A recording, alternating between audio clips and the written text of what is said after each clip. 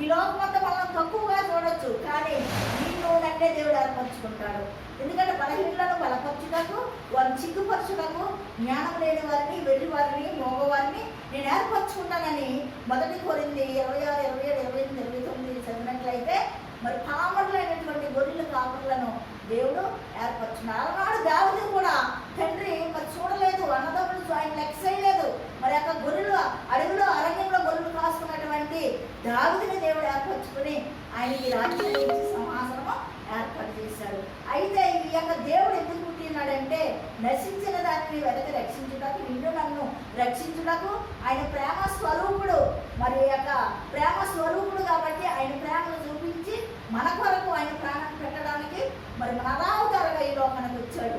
వచ్చి మనం రక్షించి మరి యొక్క శిలువ శ్రమ 3.5 సంవత్సరాలు సేవ చేసి ఎన్నో ఆశ్చర్యకర రోగాలను స్వస్థపరచడం, అనేకమైనటువంటి అద్భుతాలు చేసి మరి యొక్క శిలువకి ఎక్కి ఆయన ప్రాణాన్ని ఇచ్చి ఆయన రక్తం ద్వారా నిన్ను నన్ను కడిగి పరిశుద్ధులుగా చేసి విమోచన రక్షణ బైబిల్ ఇచ్చాడు. కాబట్టి ఈ దినాన మనం బైబిల్ పెట్టుకుని ఉన్నాం. ఇదంతా ఆయన చేసినటువంటి గొప్ప కార్యాలు.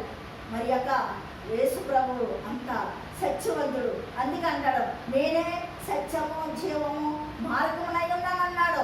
సత్యం అంటే సత్యంలోనికి, సర్వసత్యంలోనికి మనల్ని నడిపించే దేవుడు. జీవం అంటే ఆయన జీవం ఇచ్చి మనల్ని పోషించే దేవుడు.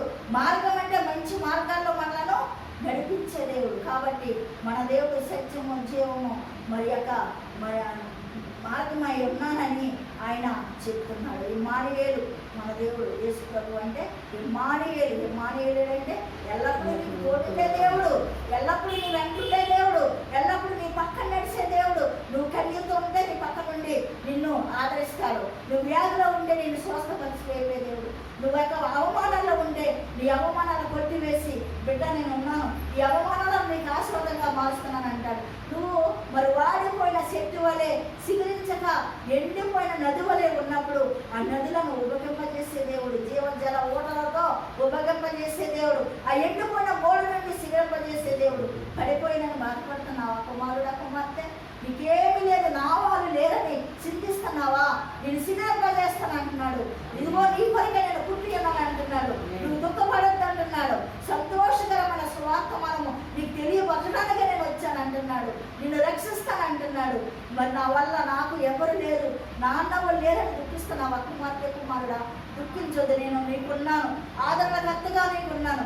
ఎండిపోయిన నీ జీవితాన్ని మరి నీకు మరి జీవజల ఊటతో ఉపయోగింపజేస్తానంటున్నాడు ఆయన. కాబట్టి అందుకే నేను ఈ లోకానికి వచ్చాను అంటున్నాడు. నీ దుఃఖము మరి నువ్వు దుఃఖంతో విత్తనాలు విత్తినప్పుడు సంతోషంతో పంటకు వస్తామంటున్నాడు. ప్రభు నీ దుఃఖాన్ని ఆనందముగా మారుస్తానంటున్నాడు. సంతోషమైన పంపిస్తానంటున్నాడు. నువ్వు ఎండిపోయింది నా జీవితం అనుకుంటున్నావేమో, నీ జీవితాన్ని సిగిరింపజేస్తానంటున్నాడు. నీ కన్నీరుని చూస్తున్న దేవుడు, నీ వేదన చూస్తున్న దేవుడు, నీ సమస్తాన్ని చూస్తున్న దేవుడు.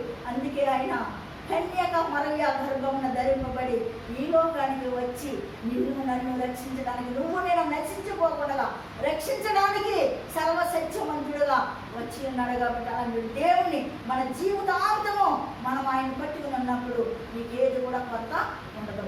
ఆయన సన్నిధిలో సంతోషం ఉంది, ఆయన సన్నిధిలో ఐశ్వర్యం ఉంది, ఆయన సన్నిధిలో ఆరోగ్యం ఉంది, ఆయన సన్నిధిలో సమాధానం ఉంది. సమాధానమైన బంధం నీకు కావాలంటే ఆయన సన్నిధిలో ఎల్లప్పుడూ మోకరించి ప్రార్థన చేసే స్త్రీ పురుషుల్లాగా మనం ఉండాలండి. అదే కోరుకుంటున్నాడు దేవుడు. నీ ప్రార్థనకు ప్రతిఫలం ఇస్తానంటున్నాడు. నీ స్థుతిని నువ్వు స్థుతించినప్పుడు నీ స్థితిని మార్చేస్తానంటున్నాడు. నీ స్థితిని మార్చాడు. కంపెనీ స్థితి మేనేజర్లు ఇద్దరు మార్చాడు. అప్పుడు స్థితి వేరు, ఇప్పుడు స్థితి వేరు. కాబట్టి నువ్వు స్థుతించు, మోకరించు, ప్రార్థించు. నీ ప్రాబ్లమ్స్ అన్ని నేను తీసివేసి నేను పవిత్రురాలుగా చేసి నీ కార్యాలన్నీ కూడా నేను సఫలపరుస్తానంటున్నాను. అయితే మరి మనము కృతజ్ఞత కలిగి జీవించాలి. సత్క్రియలు దేవునికి చెయ్యాలి. ఆతిథ్యం ఇచ్చేవారుగా ఉండాలి. అది ఎవరిని అబద్ధ ప్రవక్తలు కాదు, నిజమైన దైవభక్తి గలవారిని. ప్రభు ఎవరు అబద్ధికులు, ఎవరు నిజమని దేవుడిని అడగని మీకు జ్ఞానం ఇస్తాడు. ఆయన పరిశుద్ధ జ్ఞానం ఇస్తాడు.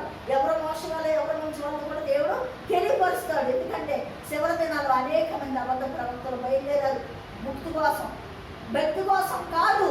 కాబట్టి మనము ముక్తి కోసం వచ్చేవారిని మనం చెయ్యొద్దు, కానీ భక్తి కొరకు వచ్చేవారిని మీరు ఆదరించండి, ఆదుకోండి, మీ గృహాల్లోకి నడిపించుకోండి, ప్రార్థన చేయించుకోండి. మీకు దీవిస్తాడు దేవుడు. ఈ యొక్క వాక్యం దేవుడు దీవించుగాక.